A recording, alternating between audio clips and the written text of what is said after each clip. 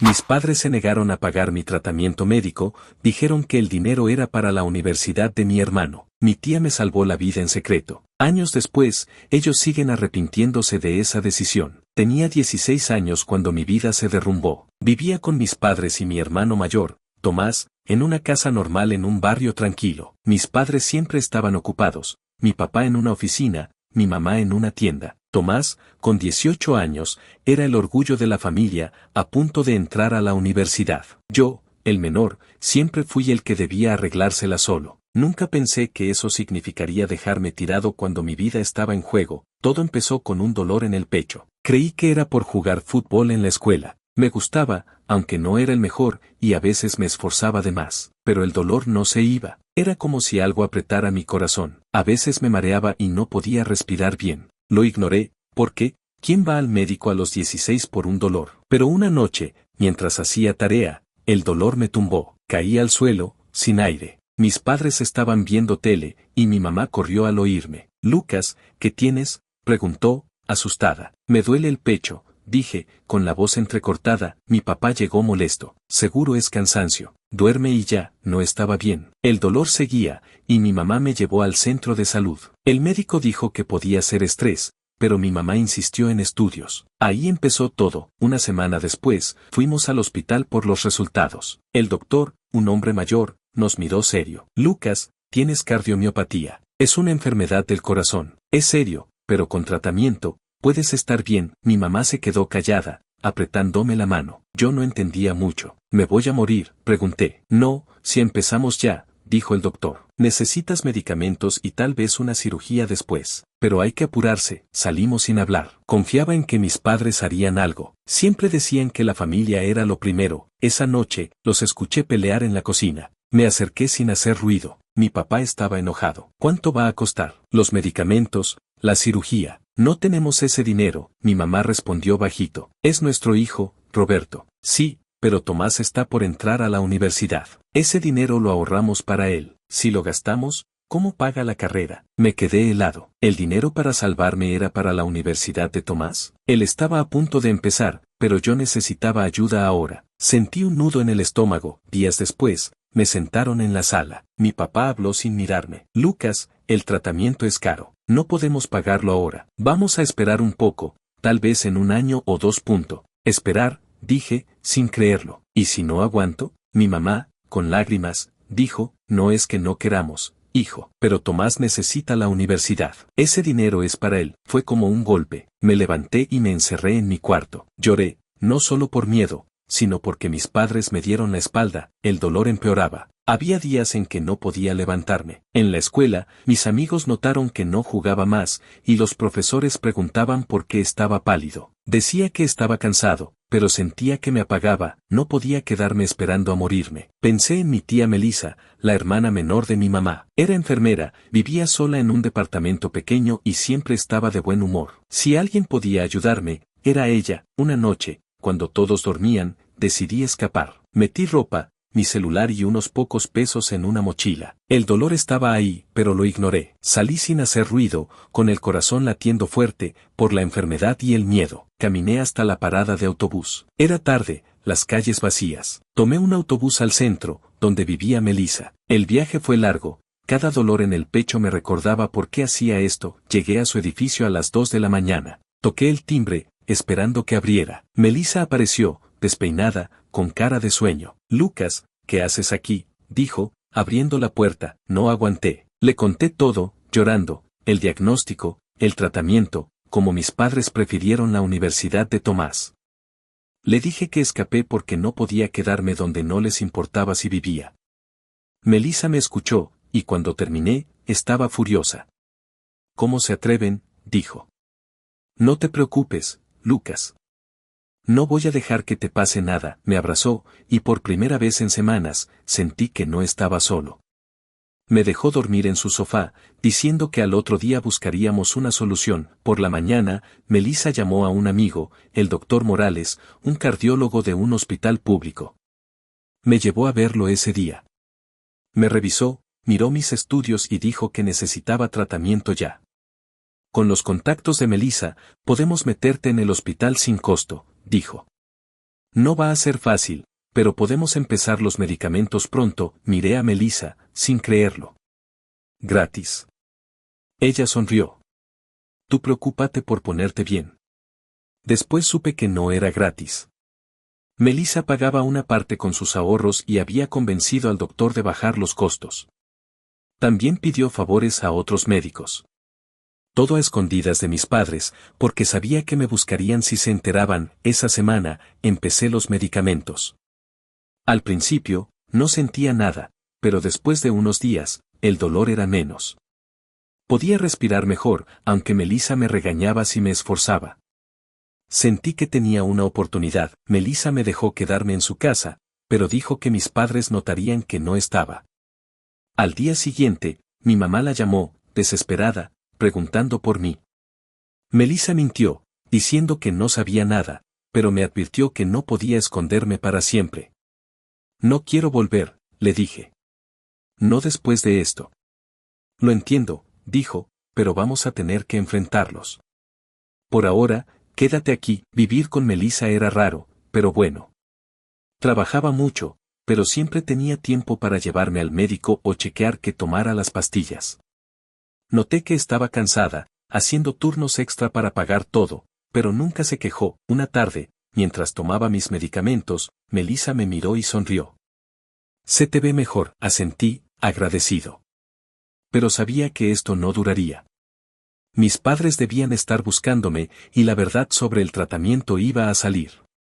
No sabía cómo iba a terminar, pero una cosa tenía clara: Melissa me salvó cuando nadie más lo hizo. Y mis padres, algún día, se iban a arrepentir de haberme dado la espalda. 2 años han pasado desde que escapé de casa a los 16, con un corazón enfermo y una furia que no me dejaba respirar. Ahora, a los 18, vivo con mi tía Melissa en su apartamento pequeño. Mi cardiomiopatía está controlada, gracias a los medicamentos que ella consiguió, pagando con sus ahorros y favores de contactos en el hospital. El dolor en el pecho es un eco lejano, y aunque sigo con citas médicas, mi vida es casi normal. Melissa es mi hogar, pero mi resentimiento hacia mis padres y mi hermano mayor, Tomás, es una herida abierta. Me abandonaron, eligiendo la Universidad de Tomás por encima de mi vida, y eso no se borra. Cuando me fui, mis padres apenas me buscaron. Melissa me dijo que mi mamá llamó un par de veces, preocupada, pero nunca fueron a la policía ni hicieron un esfuerzo real. Mi papá, siempre distante, parecía más molesto por mi desaparición que angustiado. Tomás, ocupado con su universidad, no movió un dedo. Con el tiempo, dejaron de preguntar, como si yo nunca hubiera existido. Eso me dolió, pero también me dio claridad. No los necesitaba. En estos 2 años, terminé la secundaria con el apoyo de Melissa, que nunca dejó que mi salud me detuviera. Conseguí un trabajo en una librería en el centro, un lugar acogedor donde organizo libros y atiendo clientes. El dueño, Ernesto, me dio confianza y ahora manejo las redes sociales de la librería. Mis ideas para promociones han triplicado las ventas y Ernesto me aumentó el sueldo. Gano lo suficiente para cubrir mis gastos y ayudar a Melissa con las cuentas. Ella sigue trabajando como enfermera, pero ya no lleva toda la carga sola. Por primera vez, siento que estoy construyendo algo mío, pero el pasado siempre encuentra la forma de regresar. Una noche, mientras revisaba las redes de la librería, vi una foto que me hizo apretar los dientes. Mis padres, sonriendo en un evento, celebraban la apertura de una nueva sucursal de su cadena de tiendas de ropa. Hace años, mi papá dejó su trabajo de oficina y, con mi mamá, empezó ese negocio.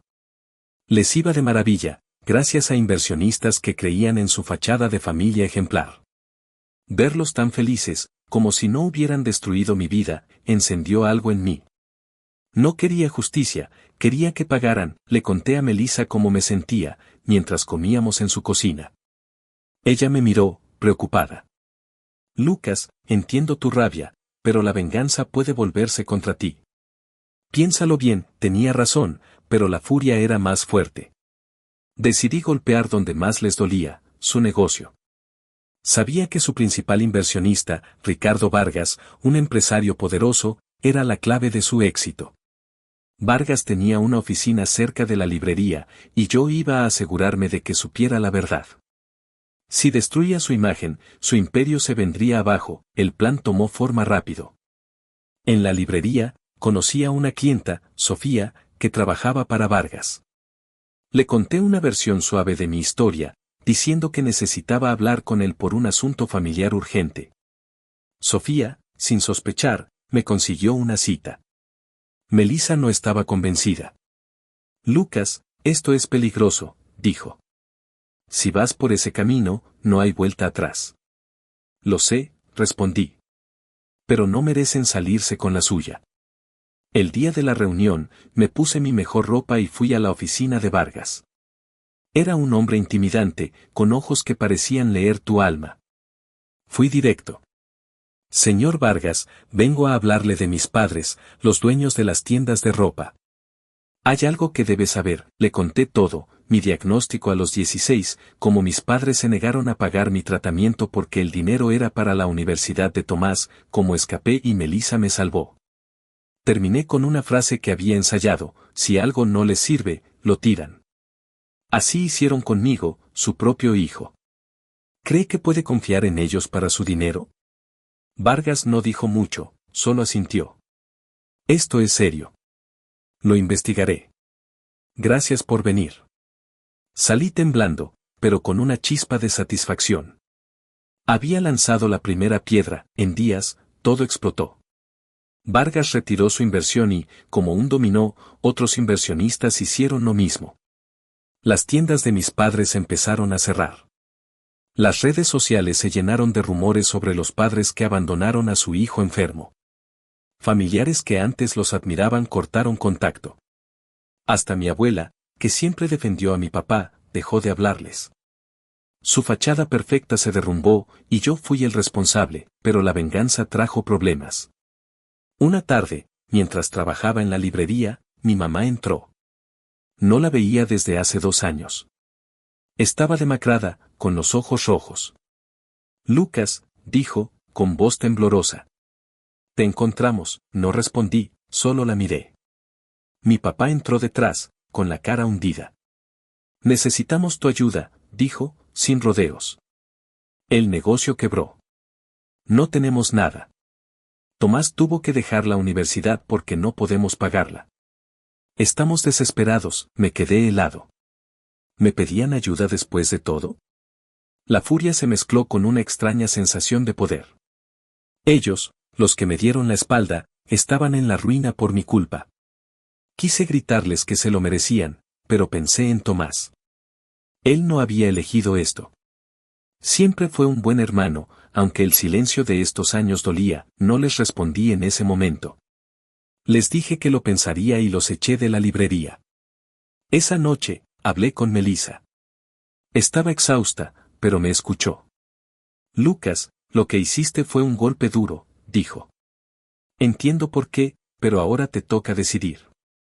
¿Vas a ayudar a Tomás o los vas a dejar caer del todo? Pensé en Melissa, en cómo me salvó sin pedir nada.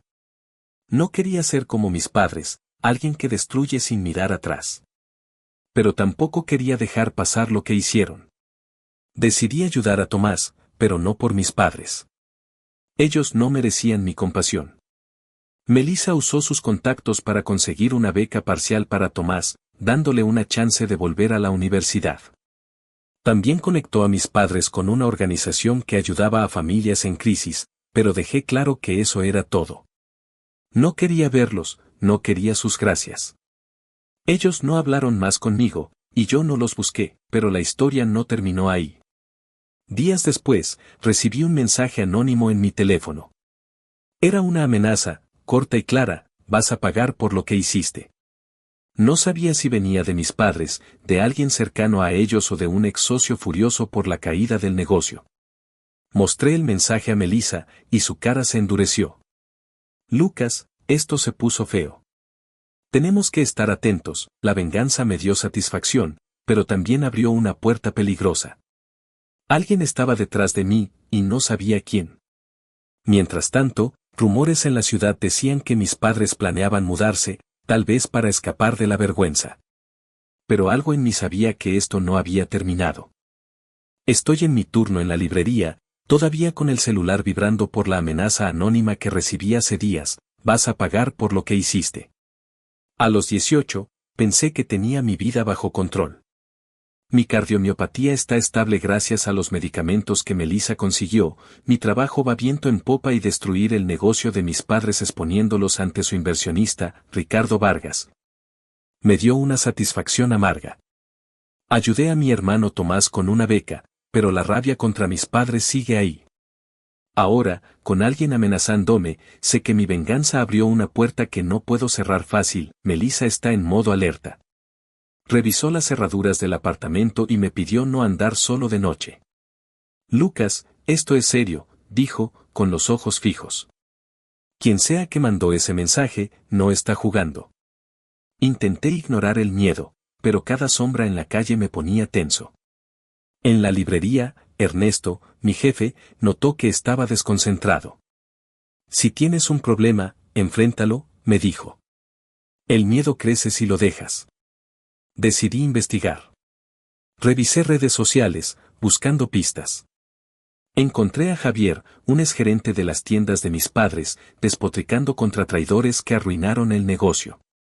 Sus publicaciones eran venenosas, y algo me dijo que podía ser él. Pero no era el único. Había rumores de exempleados furiosos por la quiebra, y hasta mi hermano Tomás publicaba cosas raras, hablando de familias rotas con un tono que me dio escalofríos. Entonces llegó otro golpe. Una periodista, Clara Méndez, contactó a Melissa. Quería escribir un artículo sobre mi historia, diciendo que podía exponer las fallas de la familia. Melissa me lo contó, dudando. Lucas, esto podría protegerte, poner a la gente de tu lado. Pero también va a revolver todo. Vi una oportunidad. Si mi historia salía a la luz, las amenazas podrían parar. Acepté, pero pedí que mi nombre no apareciera. Quedamos en vernos en la librería después del cierre. La entrevista fue cruda. Conté cómo mis padres prefirieron la universidad de Tomás antes que mi tratamiento, cómo escapé, cómo Melissa me salvó. Clara anotaba sin parar. Esto es fuerte, dijo. No es solo tu caso, es un reflejo de prioridades torcidas. Prometió publicar en días y me advirtió: prepárate para el caos. Mientras, seguí rastreando a Javier. Sofía, una clienta que trabaja para Vargas, me ayudó a confirmar que ahora era guardia en un centro comercial. Decidí enfrentarlo. No era el plan más brillante, pero necesitaba saber si era él. Una noche, después del trabajo, fui a buscarlo. Lo vi vigilando una tienda, con cara de mala onda. Javier, soy Lucas, dije, directo. El hijo de los dueños de las tiendas. Me miró, sorprendido, y luego frunció el ceño. ¿Qué quieres? ¿No hiciste suficiente? Alguien me amenaza, respondí. Si eres tú, para ahora. Se rió, seco. No fui yo, pero no te culpo por pensar eso. Tus padres eran unos falsos. Aunque, si quieres un culpable, habla con tu hermano. ¿Está muy enojado contigo, Tomás? No podía creerlo. De vuelta en casa, revisé sus redes. Sus publicaciones eran oscuras, hablando de traiciones y vengarse de los que destruyen. Mi pecho se apretó, y no era la enfermedad. Mi propio hermano. El artículo de Clara salió al día siguiente. Titulado El precio de la familia, no decía mi nombre, pero los detalles eran obvios. La ciudad estalló. La gente compartía el artículo, algunos exigiendo justicia, otros atacando a mis padres. Ellos, que intentaban rehacer su vida con trabajos pequeños, quedaron expuestos. Pero las amenazas no pararon. Recibí otro mensaje: te pasaste. Esto no queda así. El número era nuevo, pero el tono era personal. Melissa quiso ir a la policía, pero no había pruebas. Entonces, todo se descontroló. Cerraba la librería cuando Tomás apareció. No lo veía en años. Estaba flaco, con los ojos encendidos. Lucas, ¿por qué? Gritó. ¿Por qué destruiste a mamá y papá? ¿Y ese artículo? ¿No te cansas? Fuiste tú, Pregunté, con el corazón acelerado. ¿Las amenazas? Dudó, y supe la verdad. No quería lastimarte, murmuró. Solo quería que pararas. Mamá y papá no tienen nada por tu culpa. Por su culpa, grité. Me dejaron morir, Tomás. Prefirieron tu universidad. ¿Y tú me amenazas? Se derrumbó, llorando. No sabía qué hacer. Ellos me contaron su versión, y yo, me equivoqué. Verlo así me rompió algo. La rabia seguía, pero también vi a mi hermano, perdido en un desastre que no pidió. Lo llevé al apartamento de Melissa. Hablamos horas. Tomás admitió que las primeras amenazas eran suyas, un intento desesperado de proteger a nuestros padres. Pero juró que el último mensaje no era de él. Melissa, siempre calma, dijo, Lucas, esto tiene que parar. La venganza te está consumiendo. Y tú, Tomás, asume lo que hiciste. Decidí no denunciar a Tomás, pero le dije que no quería verlo hasta que entendiera mi dolor. Se fue, cabizbajo. Pero esa noche, alguien intentó forzar la puerta del apartamento. Melissa llamó a la policía, que no encontró a nadie, pero dejó una nota, no vas a escapar. La letra no era de Tomás. Era otra persona, alguien más cerca de mis padres. El miedo se volvió real, pero no me paralicé. Con Melissa, contactamos a un detective privado que Ernesto recomendó. Descubrimos que Javier, el exgerente, y un ex empleado, Marcos, estaban detrás de las últimas amenazas. Querían vengarse por la quiebra, creyendo que yo era la raíz de su ruina. Clara, la periodista, ayudó a reunir pruebas, grabaciones de Javier hablando con Marcos sobre darle un susto al chico. La policía los arrestó días después. Con las amenazas resueltas, mis padres volvieron a contactarme, pidiendo ayuda para pagar deudas. No se disculparon, solo hablaron de su desesperación. Esta vez, dije que no. Ayudé a Tomás porque era mi hermano, pero ellos no merecían nada. Melissa me respaldó. Lucas, hiciste lo correcto. Ahora sigue adelante, pero el caos no terminó. Clara recibió una oferta para convertir mi historia en un documental y me pidió participar. Dudé, pero acepté, con una condición, usar mi voz para ayudar a otros en situaciones como la mía. El proyecto atrajo atención y pronto una organización me ofreció apoyo para estudiar medicina, algo que siempre quise. Era una forma de devolver lo que Melissa hizo por mí. El capítulo cierra con un giro inesperado.